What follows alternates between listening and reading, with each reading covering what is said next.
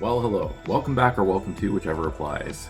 If you're new to the channel, I watch a movie, I sit down, and I talk about it. Spur of the moment, no script, no jump cuts, nothing like that.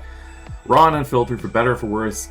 If you've seen this intro, you know it off by heart by now, probably, but anyway, that's the scoop. So you get what you paid for, which is free. So cool. We're doing back-to-back YouTubers turned relatively competent directors. So we're doing Backrooms today, and we just did Iron Lung a week ago or whatever. So that's kind of fun. This is one I've been looking forward to for a while. I'm not like super well versed in Backrooms lore. I mean, I've seen like the Matt Pat videos and whatnot, but like, yeah.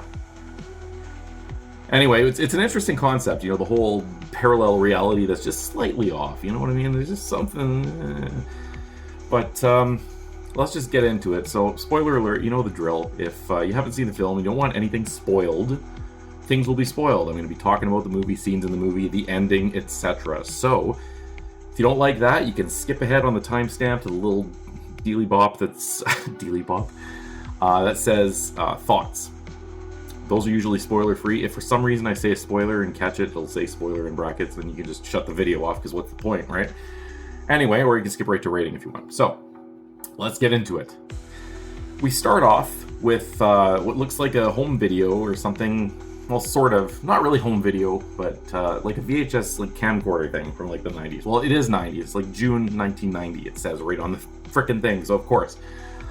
Anyway, there's a person in the Backrooms, which I guess I should explain what the Backrooms is if for some reason you don't know what that is. Basically, it's... I can't remember what the exact post was, but it's like sometimes if you're not careful, you'll no-clip out of reality into the Backrooms, and if you hear something, it definitely heard you or something like that. It's way better than that, but that's the gist of it. Anyway, it's like a yellowish office setting with sometimes there's furniture, sometimes it's empty, with a very weird layout, and it seemingly goes on forever. Different corridors and rooms, and there's like different like levels, and sometimes there's walls that have a gap between the ceiling, and then there's other ones where there's like an arch that it's weird. I'm sure you know what the Backrooms is, so I'm not going to spend more time on it than that. But anyway, this person is in the backroom shooting whatever on his camcorder, and he says he's separated from his group. There's like a control room area, or not a control room, but like a radio area with like equipment set up. So obviously it's being established that the Backrooms are being explored to some point. And this guy got separated from his group, and he's radioing for help, and then a gull flies into the room. It's dead, and then it comes to life and flies around, and then there's like stuff like clipping through the floor and stuff. So clipping is like, if you don't know video game terms for whatever reason, it's when a video game glitches out and like it loads a chair, but the chair is like partially into the wall or something like that. Or, you know, it'll load like a, well, whatever. It's clipping. I don't know how else to explain it. It's things that go through each other. Like, I'm trying to think of something. So here, we got a book. We got a movie. They would clip like that, except it wouldn't be in the book opening. It would just be, the book would be shut, and it whatever. It doesn't matter. Okay, I'm getting carried away. There's shit no clipping. He runs into this tropical room, and well, not a tropical room, it's like another room, but it has like tropical wallpaper, like from like a travel agency or something, and then we assume basically he gets dead, is what we assume. And that's our intro. Then we're introduced to this woman, Mary, who is watching like her house get torn down, and there's like a little handprint in the driveway that's like symbolizes like her when she was a kid and her mom and this whole thing. And then we cut to our sort of main character, Clark, who's in therapy. Essentially, he's got a struggling business, and his wife left him and took the house, so that's fun. And he's in therapy for loneliness and the breakup and whatnot. So that's great, good times. He's not doing good. He's an architect. He's stuck doing the store, and he kind of goes on how like his wife was in school, but she took a break from school or something. I can't remember the exact story, but she wasn't working. He was doing everything. And as an architect, you take projects as they come, I guess. So he had to open the store to like make ends meet, but the store is doing shitty, etc., etc. What have you. Anyway, we cut to him going to the store and someone spray paints like rip off or something on his window, and he's like, for fuck's sakes, like, come on, you know? And he's filming a commercial with his 2 employees, so he can afford employees, so that's pretty cool. And they're filming like a pirate commercial, and he's like, yeah, the prices are the best or something. I don't remember. Anyway, he breaks a chair and he gets all mad, and that's the end of that, so that's good times. Anyway, we cut to a scene later where there's an electrician coming in because he's trying to like cut costs, you know what I mean? So his electricity bills have been like way more than they should be for the amount of electricity he uses. So he's got the electrician coming in and takes him down to the basement area and opens the breaker. And he's looking, he's like, what is this? And Clark looks, he's like, I don't know, that wasn't there before, or I didn't notice it. I don't know much about electronic stuff, so whatever. Anyway, what it is 3 breaker switches, but they're like at a weird angle. Instead of like being vertical or horizontal as they usually are, they're like diagonal, seemingly right in the middle of like the warning label or whatever. And they test it out, and it doesn't seem to do anything. And he's like, well, where do these go? Like, I don't know. Anyway, turns them off again, and Clark's like, is that why the bills are so high? And he's like, honestly, unlikely. Like, they were off, so God only knows what it does. So later he's testing it out, and he calls out to his staff. So Bobby and Kim are the 2 employees he has, and says, like, did the lights go off or anything? And she's like, no, whatever. Anyway, he's about to leave. He's annoyed. And then he notices sort of like a sliver of light radiating either through or off the wallpaper or wall in the basement. And he's like, what the hell? And he goes to it, and he hears like kind of like a light humming or something. And he puts his ear to it, and he falls through the wall. No clip.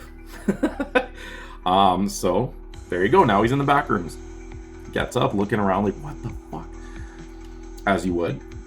And yeah, it's that yellow office-looking area. There's like a big mound of furniture in the middle of the room. And he turns and puts his hand on the portal, I guess you'd call it. I don't know what else to call it, so I'll call it a portal. And his hand goes through it, and he goes back through it, and he goes through again. It's like, okay, this is like some messed up shit. It's like Stargate or something. Anyway, he grabs a chair, and he's picks the chair up, and it looks like the chairs are like no clipped together. So like I was saying with my stupid book DVD analogy, these chairs are like fused together at like the atomic level or something. It's like, okay, I'm trying to think other nerdy things here that might explain it. Like the Flash, when he like vibrates his atoms, he can like phase through material. It's like these chairs did that and then stopped when they were not done phasing through and they got stuck. That's the best I can explain it. Anyway, whatever. So he's exploring the back rooms and all this stuff, and he eventually he's going down different hallways and seeing different rooms, and obviously he wants to explore. There's like a stop sign for whatever reason, and he hears this voice, like a person talking. Can't quite make out what they're saying, so he rounds the corner and he stops, and he sees a figure standing there. And as he approaches, the voices get louder, and the figure is like a cardboard cutout, like you'd see in a comic store of something. I don't know, he has like a knife or something. I don't know who it is.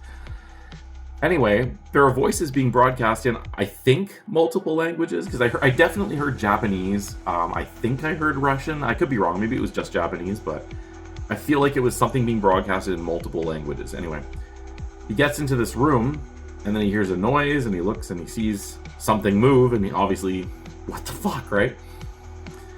It reacts to him calling out, like, is anyone here, blah, blah, blah, blah. Anyway, so he sees something move that's larger than it should be, and he frantically looks around the room. There's a door, he goes to it, and he can't open it, and he sees, like, a little wall panel, and he opens it, and crawls through the wall panel, and crawls into this other room, and it's basically just exploring things. And anyway, he ends up taking a stool, because why not, back through the portal when he gets back to where he came through initially, and then we zoom out and we see some dude watching him on the security cameras that I guess they set up in the back rooms.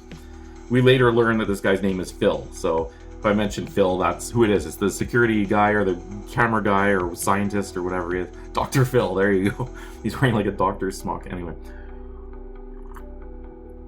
So that's all fun. Anyway, it goes back to therapy, and The thing you want to do in therapy is tell your therapist that you found an alternate dimension, like a pocket dimension, because that will scream that you're sane and you're good and recovered and you don't need help anymore, right? So he does that, and for some reason she doesn't believe him. What? I know. Like, anyway. So anyway, he gets frustrated and he says basically like, I'm going to go back and I'm going to get something and I'm going to prove it to you. And she's like, okay there, bud. Good times. As I slowly die. I'm not even sick anymore. I don't even know where that came from. Maybe it's like Backrooms dust. I don't fucking know. Anyway, that was stupid. Yeah, so he goes back in and... Or no, he goes and finds his 2 employees. And he's like, hey, guys, and they open the door, and I guess they're together, or maybe they're like buddies. I don't know. Anyway, they're in the same location. He's like, what are you guys doing tomorrow? Why? It's like, I'll pay you 2 times overtime. Like, I need you and your video camera. They were the ones that were filming him doing the commercial, whatever. So it's like, okay, sure. So we cut to them the next day in the basement, and they're setting stuff up, and he's explaining things, and they're like, what is that? And he's like, supplies. They're like, what the fuck? Why do you need rope? Anyway. He's explaining to them, here's the doorway. He has like a big map. Oh, he gave the therapist a map too, so that's even more fun. Anyway, there's a big map on like a whiteboard and stuff, and he's explaining to them like these are, you know, it's like a gateway to another area, like another set of rooms that extends beyond the store's basement. Sorry, I've got a dry throat. Anyway. So they're like, okay, yeah, sure, whatever, bud, but they're humoring him and like, we'll film you. It's all good. And then he goes through the door, and they're like, what the fuck? And they catch it on film. So, like, here's your proof for your therapist or whatever, right? It's the 90s, so, like, editing it would be not the easiest thing in the world. Not impossible, but, I mean, not super easy. Anyway. Regardless, Bobby is the first one to get the balls to also go through, and eventually Kat follows through, and they go through, and they're looking, they're like, what is this? And he's like, I don't exactly know. It's just a place. So he says, basically, I've been studying it. I've been going in here every night. I've been mapping it out, different rooms, and I slowly want to, you know, extend. And we're going to go explore some more. There's even a pool. And they're like, what? And if you know Backrooms lore, there's like a pool level. So that's shout out to that. So they go exploring. They enter this weird room where there's like a slanted I don't know, hallway, but it's like super steep and it goes like diagonally down, and so they rope off Bobby, and Kat's like, Bobby, don't do this is fucked up, like, and they're like, whatever, it's all good. And he goes down and gets to the main area, and he looks around. You see this part's all like found footage style, which is kind of cool. It's like what's being filmed on the camera that he's holding. Anyway, he's looking around the room, and there's like laundry everywhere, and it stinks apparently, like it reeks like shit, and it's really disheveled. Like there's some wall panels hanging off. There's like literal holes and like crawl spaces in the wall. In some areas the lights aren't working. It's pretty disheveled. Unlike the main office where it was all like humming fluorescent lights, which is ominous on its own, but this one is like, this level, or this layer, I don't know what you want to call it, is a little shittier. Anyway, he hears something and sees a shadow. So obviously he's like, pull me up, pull me up, pull me up. And they pull him up, and they manage to get him up as they hear a thinging around in that room.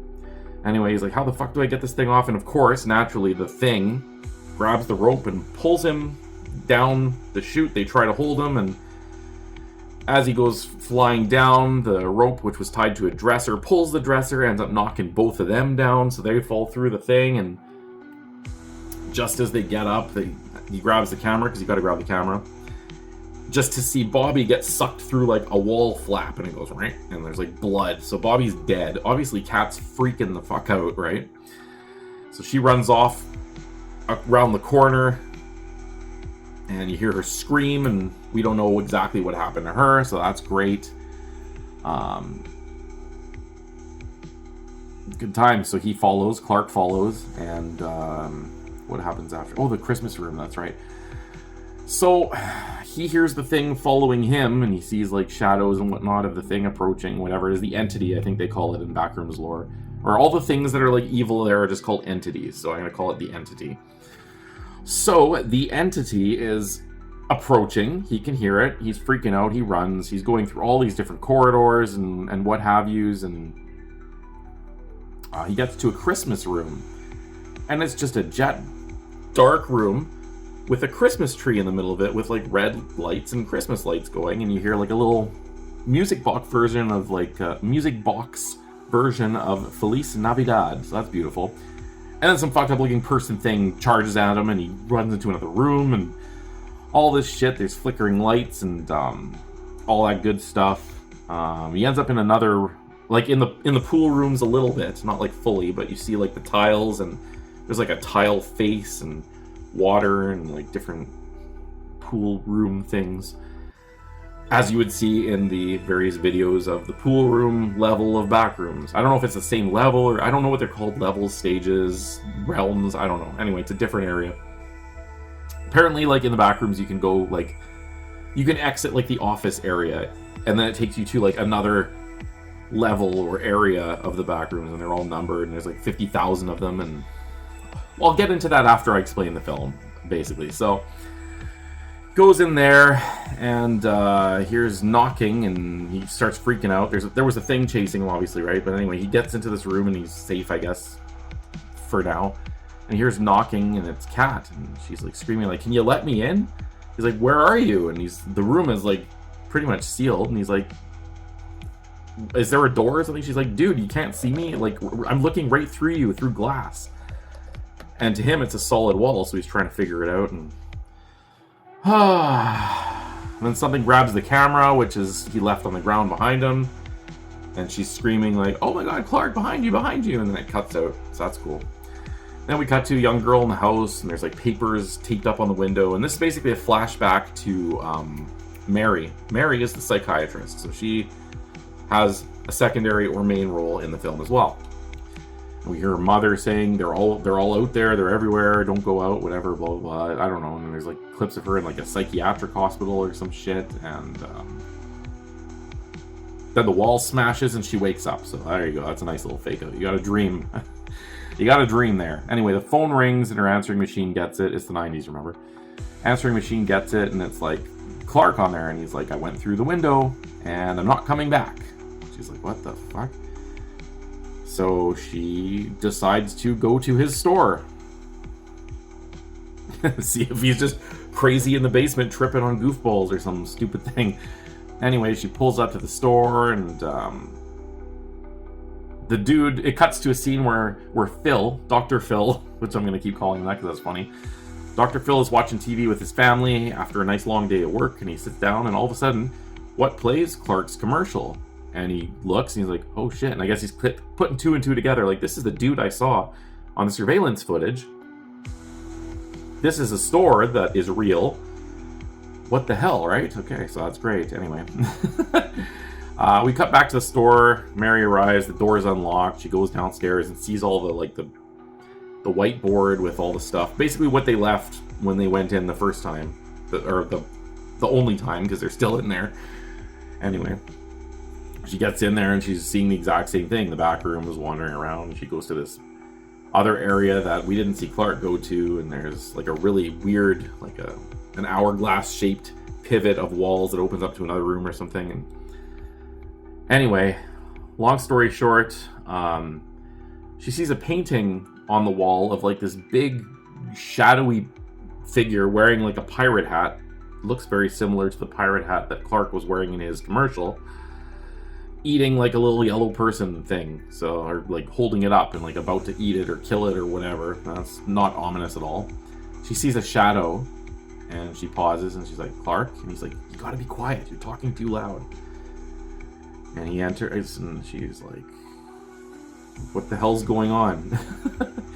Where are we?" And he says, "We're basically every place that ever was." They hear a noise again and he talks to her very quietly. "Stay calm." Goes behind her and he puts her in a headlock and she's out. That's good.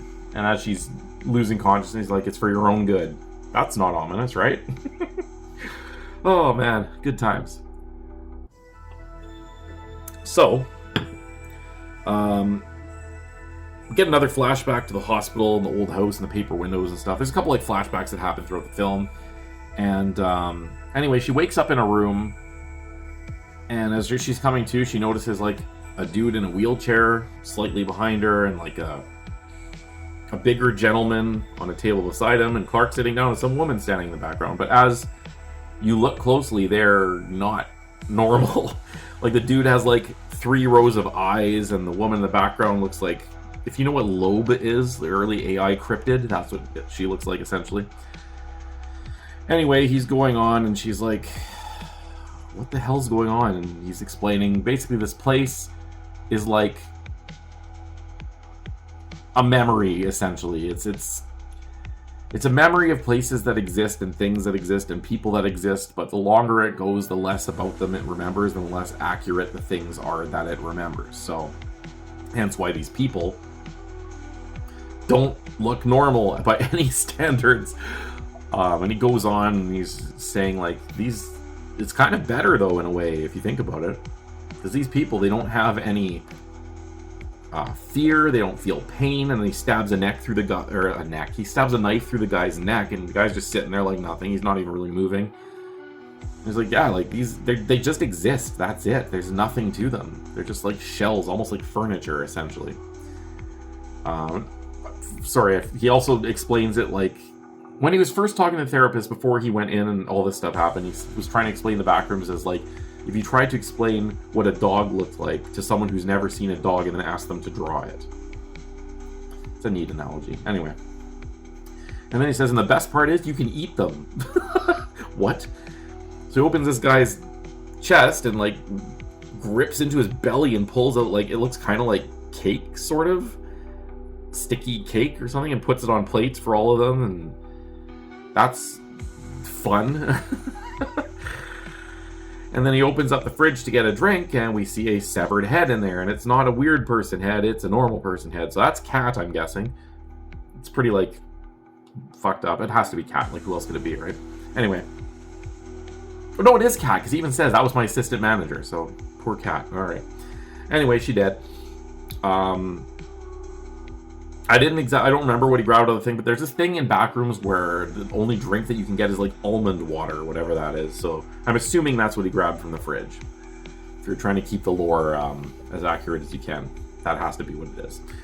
Not that that matters to the story at all. Anyway, she's like, of course, pleading, like, if you let me go, blah, blah, blah. You know, the whole captive, you got to try. You got to shoot your shot. Maybe you'll have a change of heart.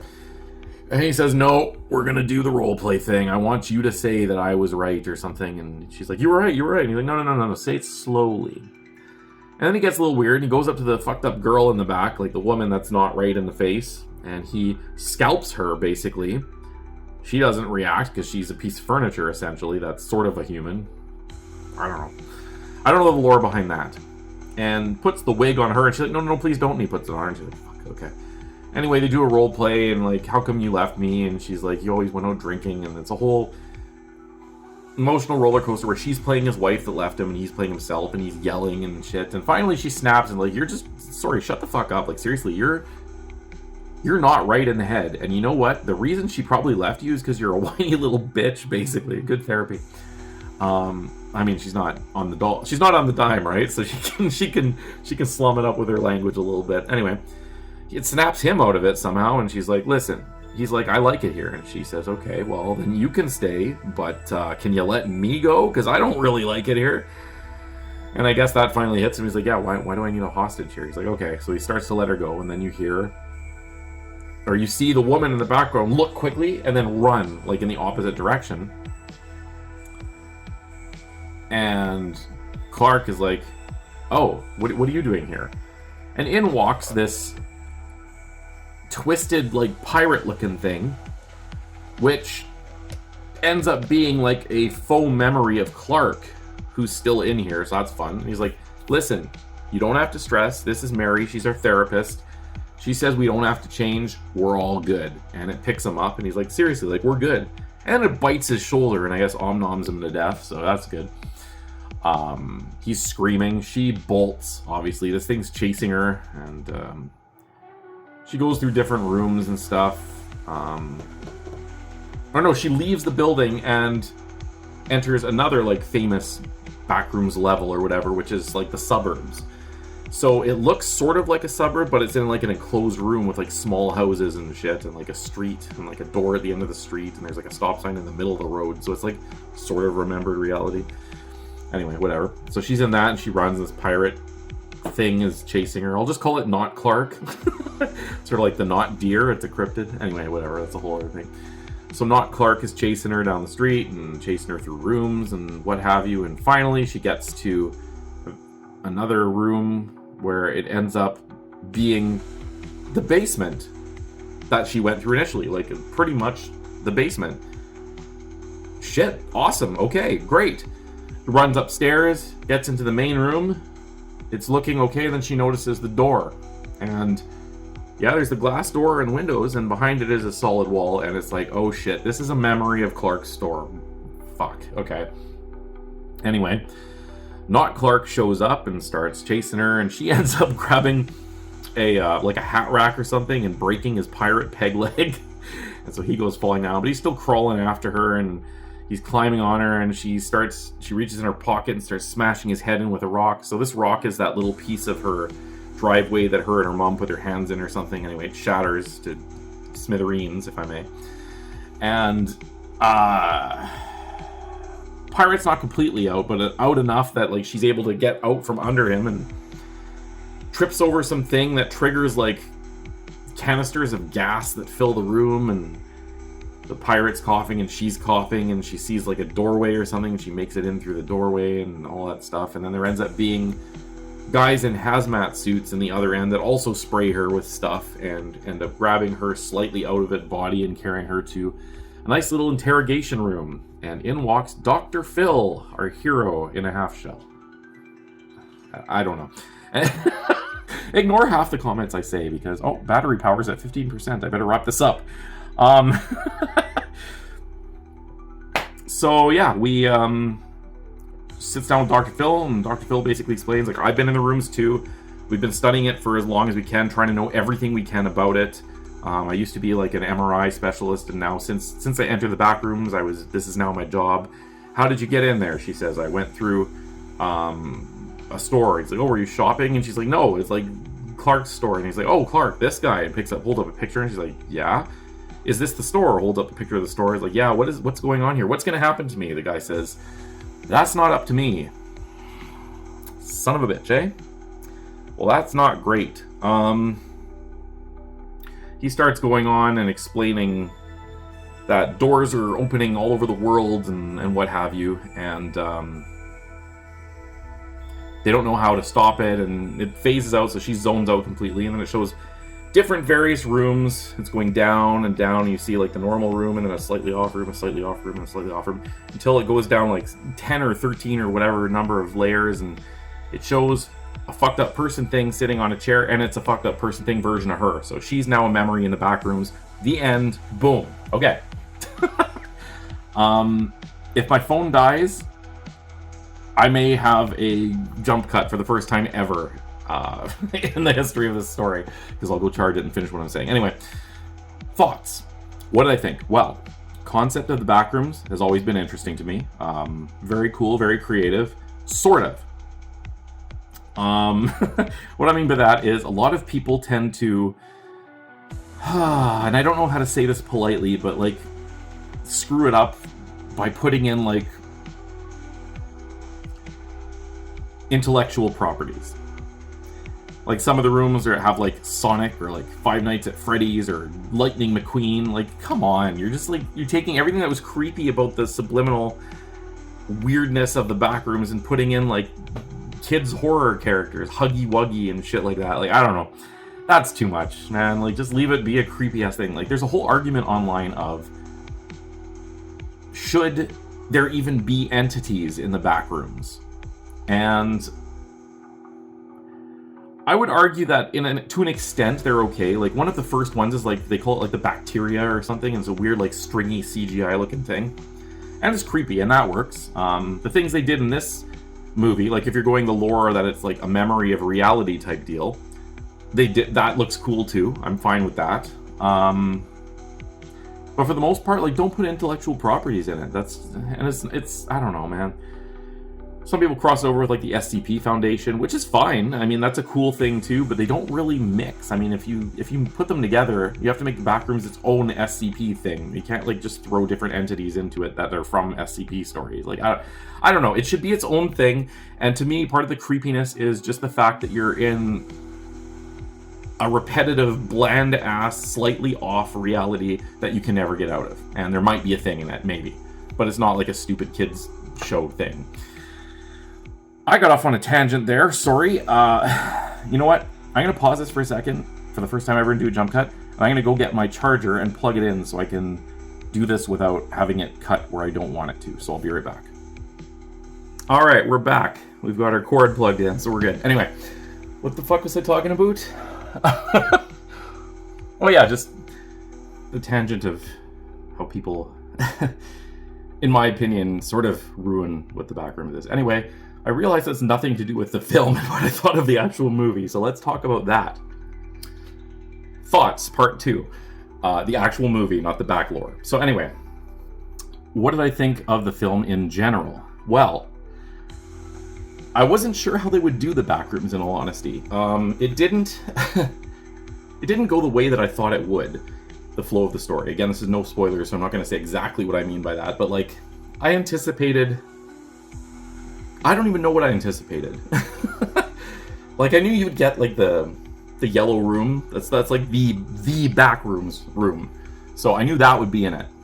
But I didn't know what else they would put in there. And like the few little things that they did that were other things that I'm not going to say was enough. That was good. Some little, shout outs to other backroom lore, but not like the ridiculous kind that I just bitched about for no reason.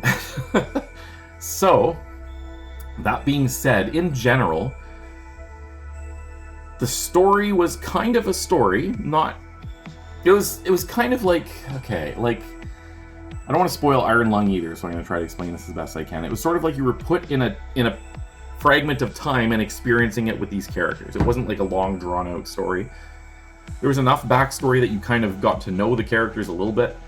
Clark in particular, which is good, because you want to know your characters, you want to care about them and whatnot. Didn't expect a certain thing involving Clark that I won't talk about, but you probably know what I'm talking about. Anyway, whatever. Long story short, let's cut the chase here. What did I actually think of this film? Well, again, acting, pretty damn good. Directing, production, all that kind of stuff. I actually really enjoyed it. This is a YouTuber. Like, this is pretty impressive for a YouTuber. His debut feature-length film. So that's really cool. I would like to see more of the things he might come up with. Hopefully it's not a one-hit wonder. Maybe we'll get a Backrooms 2. I don't know. As long as we don't get, like, friggin' FNAF in it. Anyway, what else? The flow was pretty solid. Like, the moment you're in there, you're zoned into what the movie you assume is going to be about. So that's cool. And it doesn't take too long to get to that. So the flow is pretty good. Things start happening pretty quickly. Yeah, I mean, the horror element is pretty good. It is a little bit off-putting if you put yourself in the zone of, like, being with these characters as they're experiencing it. English, right? It's very difficult. Especially if it's your native language, apparently. Yeah, there is a pretty good horror element to it. It's ominous. You feel kind of on the edge of your seat. Again, you have to, like, put yourself there. If you're just, like, watching it and you're completely absorbed in the fact that I'm watching a movie, I mean, no movie's going to hook you that way, but you know what I'm trying to say. Doesn't matter. That's a ridiculous thing to say. Yeah, honestly, I don't really have much bad to say about it. The only thing I could add is the ending was a bit abrupt. It was just like, oh, okay, that's the end. I'm not sure really if other people have said the same thing. I'm assuming there are probably 100 reviews by 100 channels that are significantly larger than me that said everything that I've said so far but better, or things that are counter to what I say that make more sense. Maybe their opinions are probably more valid than mine, but you know what? I don't care. Here I am talking out my ass about it like I know anything. That said, should you go see it? It is in theaters currently. When this video releases, I assume it'll still be in theaters, probably.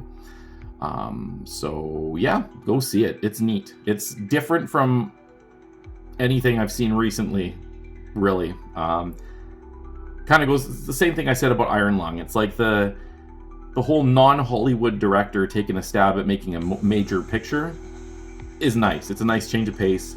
It's a completely different vibe from a lot of the bigger budget things, and maybe it'll make Hollywood wake up a little bit. I'm not saying Hollywood's putting out garbage only, but there are a lot of movies that are still good that could be better if they were a little bit more creative or unique and not like the same tropes. So yeah, I like the whole YouTubers becoming actual legitimate directors thing. That's pretty cool. That being said, what am I gonna rate this guy? Man, you know what? I'm gonna do like in the 7s, I think. I did enjoy this more than Iron Lung. Let's give it a 7.6. That's it. I'm not even gonna give it an extra decimal. I think it's a 7.6. It's a good time. I'll probably watch it again, probably a couple of times, just because of the uniqueness of it. And I mean, I had the theater experience, but when it comes to home theater, when it comes to streaming or DVD or Blu-ray or whatever you want to call it, I'd like to experience it in my setup. I think that would be a different experience altogether. So I'll be watching it again. That said, I'll end this now because this is going way too long. So we'll leave it there. All right. Adios, muchachos.